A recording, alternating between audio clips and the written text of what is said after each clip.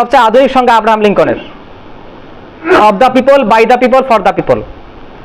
সেটা জনগণের জন্য হবে, জনগণ নেতা নির্বাচন করবে, জনগণ যেমন নিয়ম চাবে তেমন হবে। এই প্রেক্ষাপটেই আল্লাহ সুবহানাহু ওয়া তাআলা বলছেন, কি বলছেন দেখেন, ইযা জা আজালুহুম লা ইস্তাখিরুনা সাআতান ওয়া লা ইস্তাকদিমুন। কোন জাতি যতক্ষণ পর্যন্ত নিজেদের ভাগ্য পরিবর্তন করে না, আল্লাহ সেই জাতির ভাগ্য পরিবর্তন করে দেন না। মানে লোক যেমন শাসক তেমন, এইটাই হচ্ছে ব্যালট। আচ্ছা, একটা দেশের প্রধানমন্ত্রী আর একজন ভ্যান চালকের কি জ্ঞান সমান? কিন্তু ভোট সমান। সেই প্রেসিডেন্টের ভোটেরও যে মূল্য, একজন মেথরের ভোটেরও সেই একই মূল্য। আবু বকরের বিচক্ষণতা আর সাধারণ সাহাবীর বিচক্ষণতা কি সমান? বদরি সাহাবীর মর্যাদা আর সাধারণ সাহাবীর মর্যাদা কি সমান?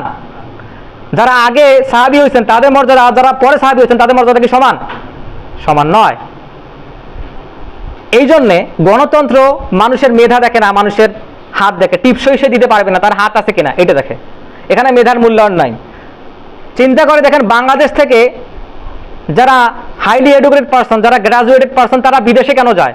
বাংলাদেশকে ভালো লাগে না, কারণ মেধার মূল্যায়ন নাই। যেখানে গণতন্ত্র আছে সেখানে মেধার মূল্যায়ন নাই। দুর্নীতি, সয়লাভ।